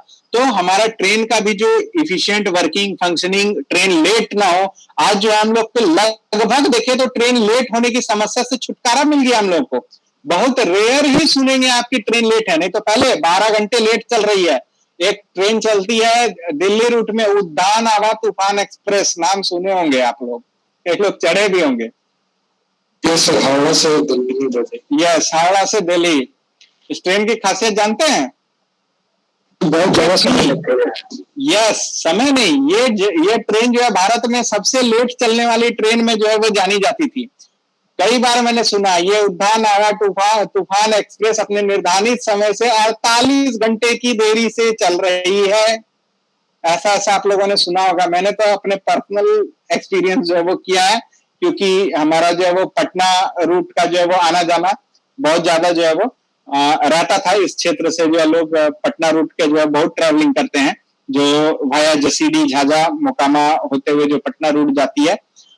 तो इस रूट पे जो है वो हम लोग बहुत ट्रैवल करते हैं, जो वाया दिल्ली तक जाती है। तो हम लोग अक्सर जो है वो जसीडी, पटना आदि स्टेशनों पर जो है वो इस ट्रेन के जो है वो आने जाने का जो है वो टाइमिंग वगैरह को जो है वो हम लोग सुनते रहते थे। तो ये ट्रेन जो है वो 48 घंटे जो है वो लेट चला करती थी। या इस तरह के और भी कई सारे ट्रेन जो है वो आप सुने होंगे, या कई लोगों ने, हम लोगों ने झेला भी है कि 10-10 घंटे, 12-12 घंटे जो है वो हमारी ट्रेन लेट हो रही है। लेकिन वर्तमान में आज इतना इफेक्टिव ऑपरेशन हमारा हो गया है कि ट्रेन लेट जो है वो अदर देन टेक्निकल फैक्टर्स, अगर टेक्निकल फैक्टर्स को अगर हम लोग छोड़ दें तो लगभग जो है वो ट्रेन लेट होना जो है वो कम हो गई है। और इसमें जो है वो व्यापक सुधार जो है वो हम लोगों को देखने को मिला है। तो यही सब चीजों को लेकर के जो है वो एक अमिताभ कांत कमेटी जो है वो बनी थी। और प्राइवेटाइजेशन जो है वो, रेलवे प्राइवेटाइजेशन जिसको हम लोग आम बोलचाल के भाषा में कहते हैं, उससे रिलेटेड जो है वो रिकमेंडेशन उन्होंने दिया। और हम लोग जो थोड़ा सा अधिक पढ़ेंगे उसमें यह बात जाना है कि रेलवे के ऑपरेशंस को मेनली जो है वो प्राइवेट करने के लिए जो है वो बात जो है वो की जा रही है। अब इस ऑपरेशंस को प्राइवेट करने के लिए हम लोग को ट्रेन या सिस्टम या कंप्यूटराइजेशन जो भी प्राइवेट कर रहा है, हम लोग उस दिशा में जो है वो काम कर रहे हैं, ना कि किसी स्पेशल पर्पस से जो है वो किसी को प्राइवेट कर देना या कर रहे हैं, ऐसा कुछ नहीं है। तो ये चीज को जो है वो समझिएगा कि रेलवे ऑपरेशंस को स्मूथ और इफेक्टिव बनाने के लिए, यात्री सुविधा को जो है वो अच्छा बनाने के लिए, आपके ट्रेन के एक्सपीरियंस को जो है वो बेहतर बनाने के लिए जो है वो रेलवे का प्राइवेटाइजेशन जो है वो किया जा रहा है, और ये अमिताभ कांत कमेटी रिलेटेड जो है वो इससे रिलेटेड है।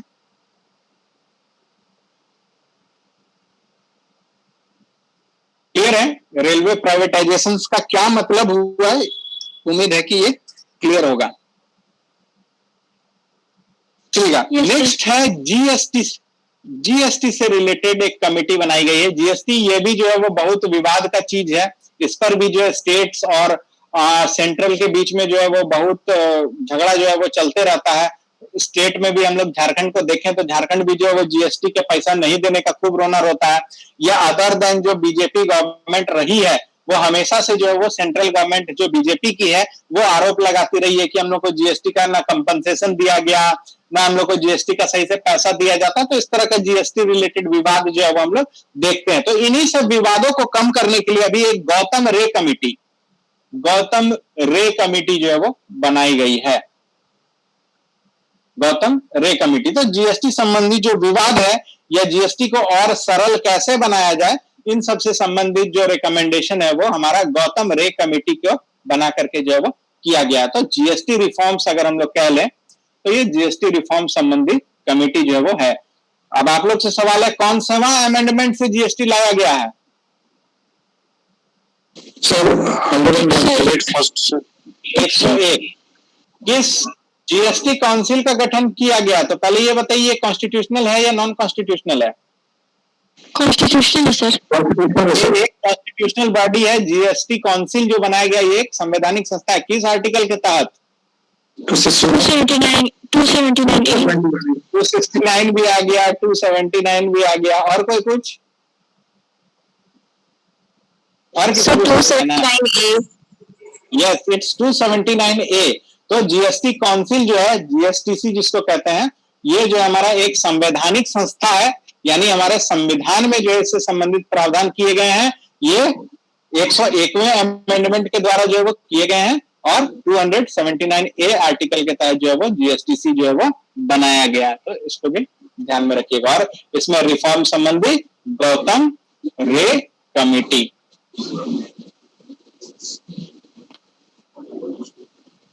कोई दिक्कत?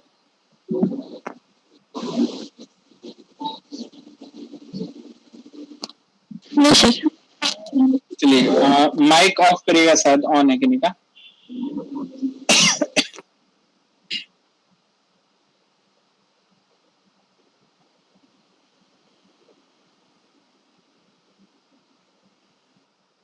ठीक है।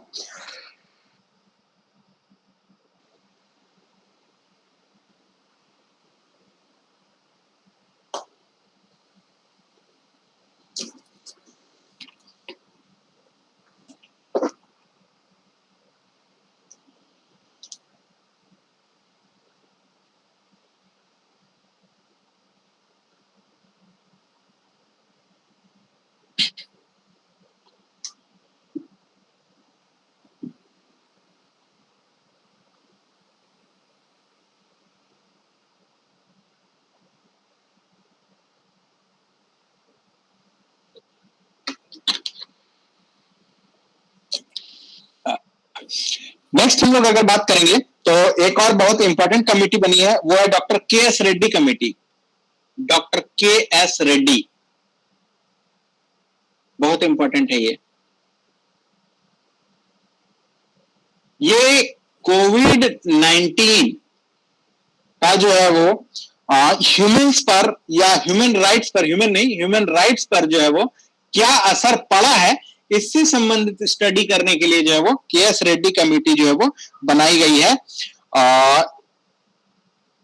क्योंकि हम लोगों ने देखा था कि केएस ये कोविड-19 के दौरान जो हम लोगों ने लॉकडाउन विटनेस किया, इस लॉकडाउन के दौरान जो है वो ह्यूमन राइट्स का वायलेशन जो है वो बहुत हुआ। खास करके जो है वायलेंस अगेंस्ट वुमेन, VOW जो है वो हम लोग को बहुत ज्यादा जो है वो देखने को मिला। और एक रिपोर्ट कहती है कि 117% वायलेंस अगेंस्ट वुमेन जो है वो इंक्रीज कर गया था इस कोविड-19 के लॉकडाउन के दौरान।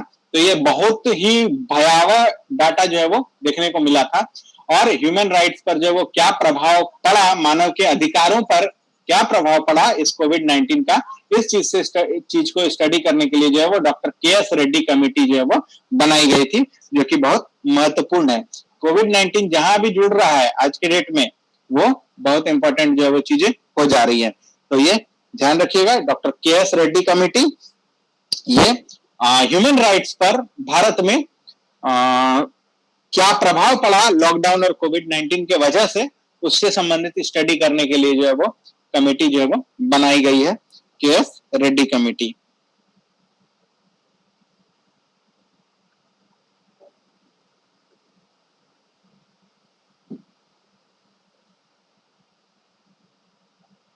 क्लियर है?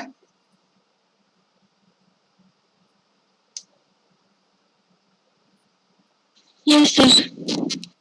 चलिएगा, एक और कमेटी है, इसको बस थोड़ा सा ध्यान रखना है, हालांकि बहुत इंपॉर्टेंट नहीं है, लेकिन प्रधानमंत्री से रिलेटेड कमेटी है, इसलिए इसको जो वो ध्यान रखिएगा, करंट में हो सकता है पूछ दे।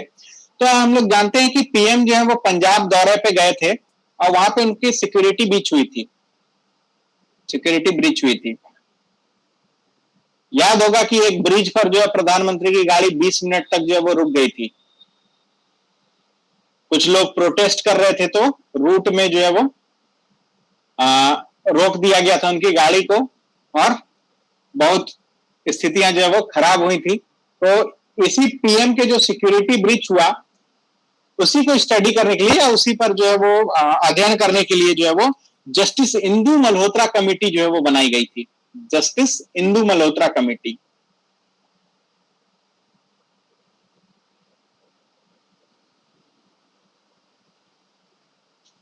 तो ये जस्टिस इंदु मल्होत्रा कमेटी जो है वो पंजाब के विजिट के दौरान जो प्रधानमंत्री का सिक्योरिटी ब्रीच हुआ था, उसको स्टडी करने के लिए जस्टिस इंदु मल्होत्रा कमेटी जो है वो बनाई गई थी। हालांकि करंट अफेयर से रिलेटेड थोड़ा सा इंपॉर्टेंट हो सकता है, लेकिन बहुत ज्यादा नहीं है, ध्यान में एक बार रख लीजिएगा, आया था मेरे नजर में तो मैंने बता दिया। और एक जो है वो जो नेताजी सुभाष चंद्र बोस की 125th हम लोगों ने एनिवर्सरी जो है वो मनाई अभी हाल में ही। तो ये 125th एनिवर्सरी में जो है वो इनको कौन सा दिवस घोषित किया गया? पराक्रम दिवस, बिल्कुल सही, पराक्रम दिवस। बहुत अच्छा नाम जो है वो दिया गया, बहुत सोच समझ के जो है वो दिया गया। तो यही इनकी एनिवर्सरी को कैसे सेलिब्रेट किया जाए, क्योंकि 125 जनवरी एनिवर्सरी थी और नेताजी की थी, बहुत ही रेनाउंड लीडर हमारे थे। इनफैक्ट जो है वो एक समय में इनकी पॉपुलैरिटी जो है वो एमके गांधी से ज्यादा थी, कांग्रेस के अध्यक्ष बने, इंडियन नेशनल कांग्रेस के जो है वो लीड पर्सन भी जो है वो बने। तो हम लोग जानते ही हैं कितने बहादुर और कितने ही इंटेलिजेंट आदमी थे और बिल्कुल जो है बहुत पराक्रमी थे। तो ये इनकी एनिवर्सरी और इसको जो है वो कैसे सेलिब्रेट किया जाए और क्या नाम आदि दिया जाए, ये स्पेशल ओकेजन था ना नेताजी के लिए, तो इसलिए जो है वो एक कमेटी जो है वो बनी और पीएम नरेंद्र मोदी इसके खुद अध्यक्षता जो है वो कर रहे थे। तो पीएम नरेंद्र मोदी की अध्यक्षता में एक कमेटी बनी थी कि नेताजी सुभाष चंद्र बोस की 125th एनिवर्सरी को कैसे सेलिब्रेट किया जाए, क्या खास इस पे होना चाहिए, इन सबसे संबंधित चीजों को जो है वो खुद अपने मॉनिटरिंग में प्रधानमंत्री नरेंद्र मोदी ने ये कमेटी जो है वो बनाई थी। इसी का नतीजा है कि हम लोग इनके एनिवर्सरी को पराक्रम दिवस के रूप में जो है वो सेलिब्रेट कर रहे हैं। उसी तरह एक और हाल फिलहाल में दिवस दिया गया जो हमारे झारखंड से रिलेटेड है, क्या है? 15 नवंबर कौन सा दिवस? जनजातीय गौरव दिवस। जनजातीय गौरव दिवस, बिल्कुल सही, बहुत अच्छा जो है ये भी हम लोगों को मिला है, एक सम्मान जो है वो मिला है, बहुत एसेंशियल था। तो ये भी जो है वो ध्यान रखिएगा कि 15 नवंबर को जनजातीय गौरव दिवस जो है वो हम लोग का डिक्लेयर किया गया है। तो आज जो है वो कमिटीज में हम लोग इतना ही चीजों को जो है वो रखते हैं। अब इसके बाद जो है वो हम लोगों का एक क्लास और कमिटीज में जो है वो चलेगा, जिसमें हम लोग एडमिनिस्ट्रेटिव प्लस मिसलेनियस चीजों को जो है वो देख लेंगे। जो बना है, या प्लस कॉन्स्टिट्यूशनल भी कह सकते हैं। तो जो भी रेस्ट है, फुल रेस्ट मिला के 8 से 10 और हम लोगों को देखना है। मेनली जो है वो हमारे फाइनेंस सेक्टर से रिलेटेड बहुत ज्यादा कमिटियां जो है वो बनी है। इसके अलावा जो बच गए हैं वो हम लोग जो है वो अलग से जो है वो कल के क्लास में जो है वो हम लोग देख लेंगे। तो इससे ज्यादा लोड जो है वो आज कमेटी में आप लोगों को हम नहीं देना चाह रहे हैं।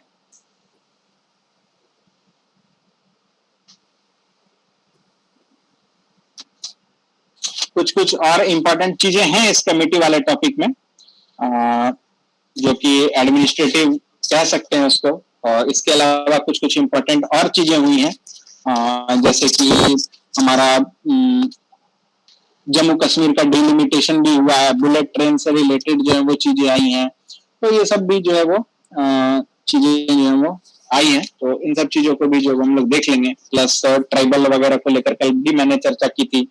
कालेलकर, काका कालेलकर है, बीपी मंडल कमेटी है, पुंछी कमीशन है, सेंट्रल स्टेट को लेकर के हनुमंथा राव कमेटी बनी थी। फिर उधर हम लोगों ने उधर भी देखा था जो अशोक मेहता और बलवंत राय मेहता और इस तरह की जो कमेटियां हम लोगों ने देखी हैं। तो कल जो है वो ये टॉपिक हमारा समाप्त हो जाएगा और जो भी रेस्ट और रिमेनिंग चीजें हैं इसको हम लोग जो है वो कवर कर लेंगे। कोई दिक्कत?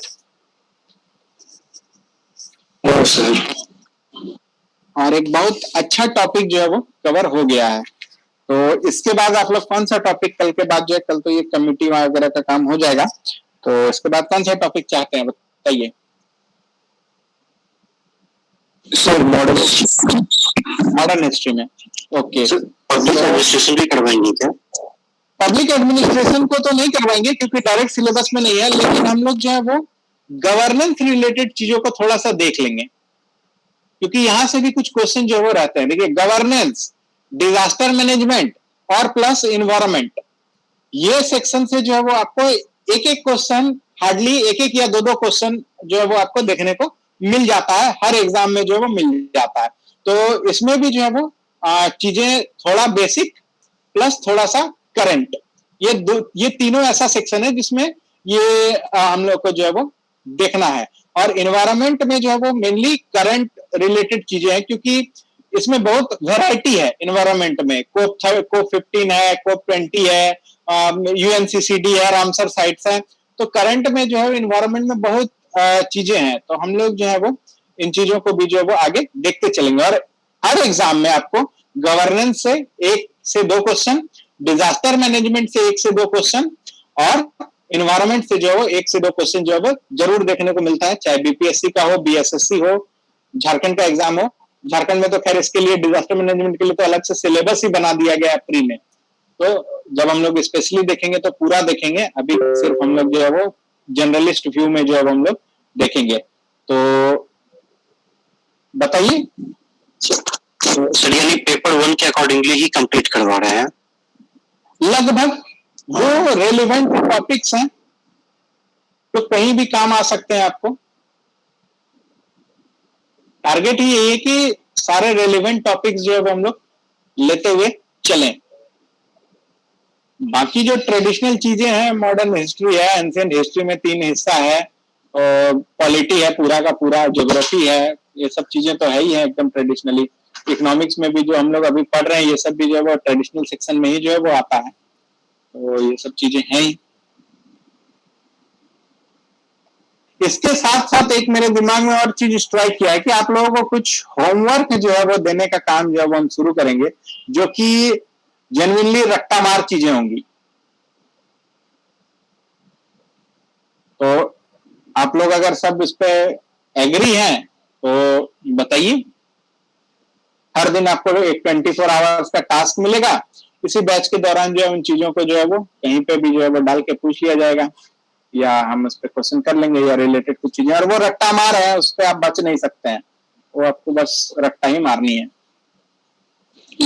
सही रहेगा। तो क्या होगा कि एक टारगेट आपको मिल जाएगा कि किसी से भी जो है वो पूछा जा सकता है, कहीं भी पूछा जा सकता है बैच के दौरान। और कम से कम एक टारगेट रहेगा तो आप जरूर जो है वो उसको देख पाएंगे। टारगेट विहीन होकर के जो है वो चीजें नहीं की जा सकती हैं। तो इसको हम लोग कल से जो है वो टारगेट सेट करेंगे। हम फिर इसमें थोड़ा सा चेक करेंगे कि ज्यादा किस एरिया की चीजें हैं और कहाँ से जो है इसको शुरू करना है, तो उसको भी जो है हम बता देंगे। तो नेक्स्ट है कि ये जो हमारा कमिटीज है, कमिटीज के बाद कौन सा टॉपिक आप लोगों को लेना है ये बताइए, जो प्री पॉइंट ऑफ व्यू से इंपॉर्टेंट है आप लोग की तरफ से बताइए। इन्वायरमेंट वाला जो बताए थे वो भी सही है। इन्वायरमेंट वाला क्या बोलते हैं? Agree sir, environment. चलिए ठीक है, तो इन्वायरमेंट रिलेटेड जो चीजें हैं उसको हम लोग जो है वो नेक्स्ट क्लास से जो है हम लोग देखना शुरू कर देंगे, और जो भी रेलिवेंट चीजें इसमें आएंगी उसका भी डायमेंशन बहुत है, तो हम लोग जो है वो मैक्सिमम चीजों को जो जो फ्रीक्वेंट है उसको कवर करने का प्रयास करेंगे।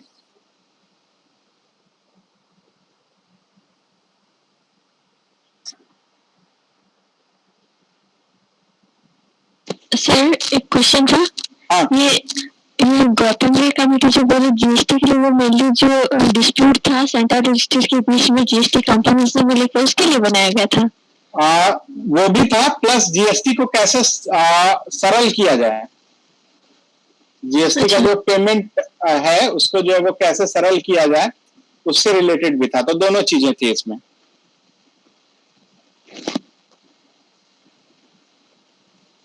Okay sir, thank you.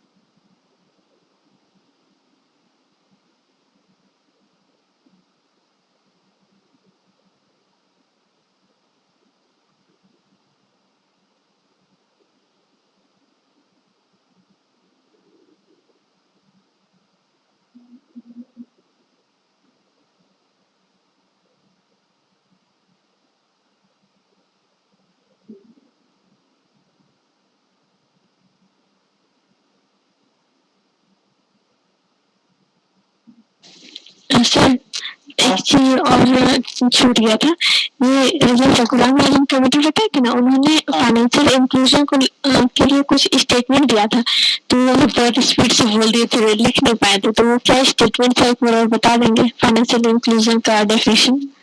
हाँ एक minute,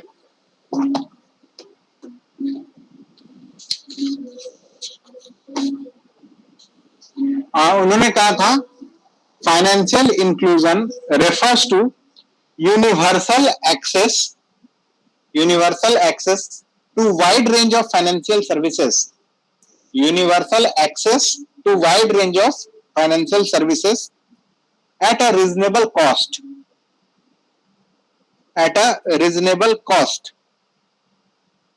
Financial inclusion refers to universal access to wide range of financial services at a reasonable cost.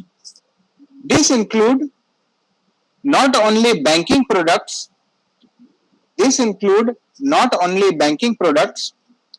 but also other financial services. This include not only banking products but also other financial services such as insurance and equity products. Financial inclusion refers to universal access to wide range of financial services at a reasonable cost. This include not only banking products but also other financial services such as insurance and equity products.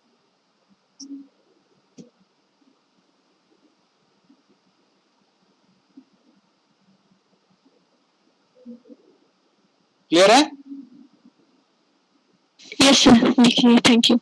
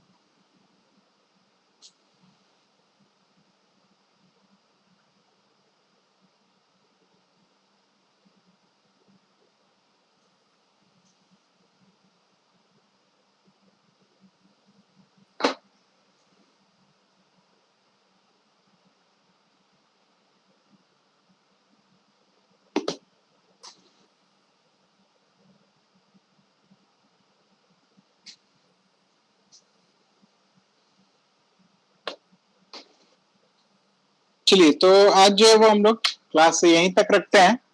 फिर हम लोग जो है वो कल जो rest committees वगैरह हैं उससे संबंधित जो है वो चीजों को देखेंगे। और उसके बाद कल से जो हम लोग का करंट वाला सेक्शन है उसमें भी कुछ कुछ चीजों को जो है वो फिर से कवर अप करने का प्रयास करेंगे। और उसके बाद फिर जो है वो हम लोग एनवायरमेंट वाले चीजों को आगे लेकर के जो है वो बढ़ेंगे।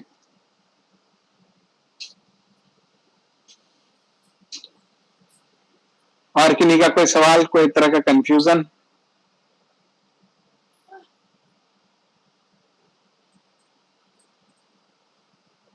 चीजें क्लियर हैं, समझ में आ रही हैं? कोई और सजेशन या कुछ और चीजें, कुछ सुधार तो जरूर बताइए।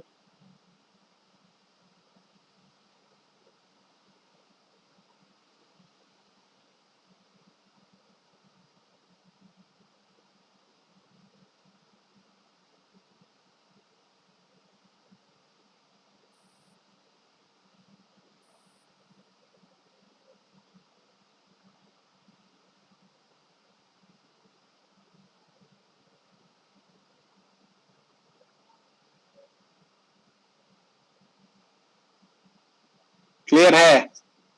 लगता है आनंद स्प्राइट पीकर बैठते हैं एकदम। No sir. और उसी में तो कहते हैं कि क्लियर है। सर डाउट होता तो पूछ लेते हैं सर। है ना, बिल्कुल पूछ लिया करिए।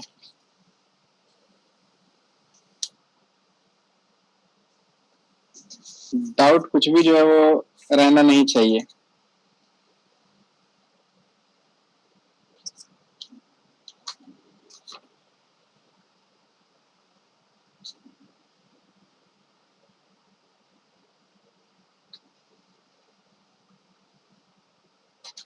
और पढ़ाई जो है वो कंटिन्यू करते रहिए, टॉपिक्स को जो है वो पढ़ते जाइए, क्लियर करते जाइए।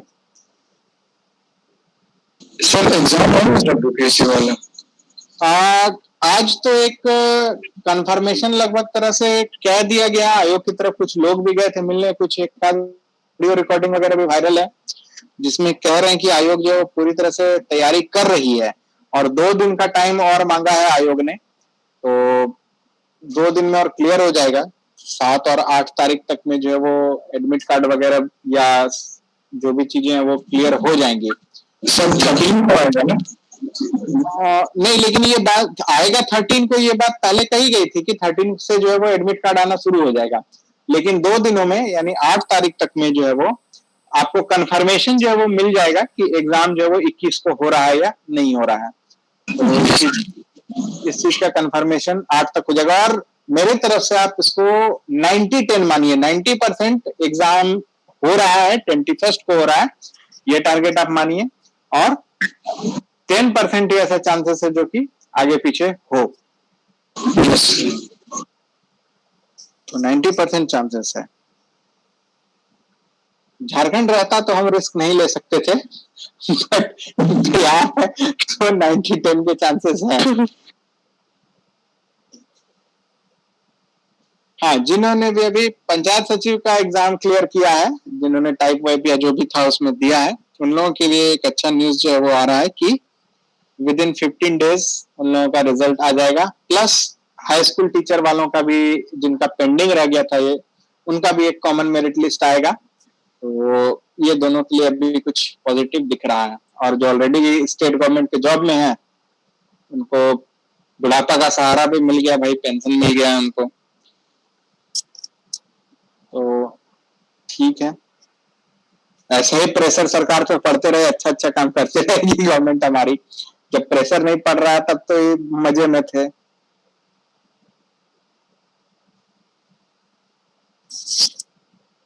और आयोग का भी अध्यक्ष जेपीएससी के लिए भी है, लगभग तय है। और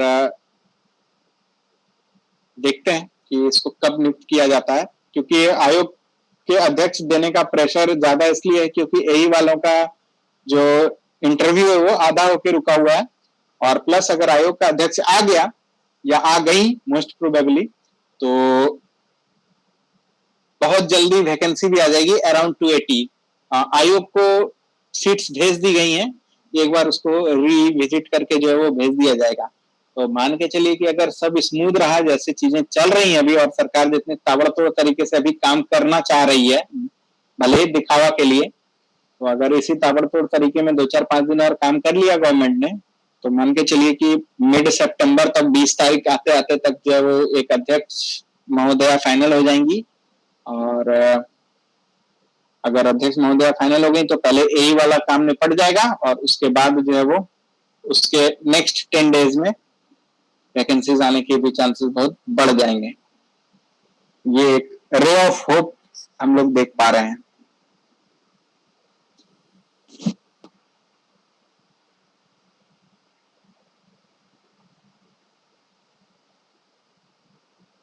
नवंबर तक एक्सपेक्टेशन है नोटिफिकेशन आने के लिए।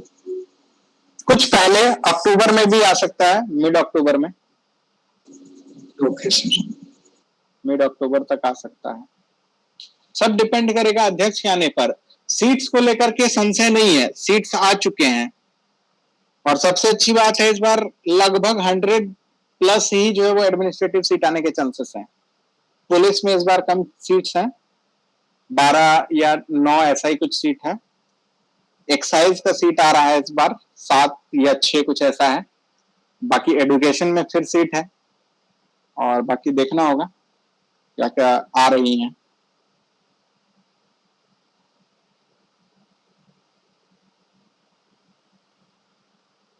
यस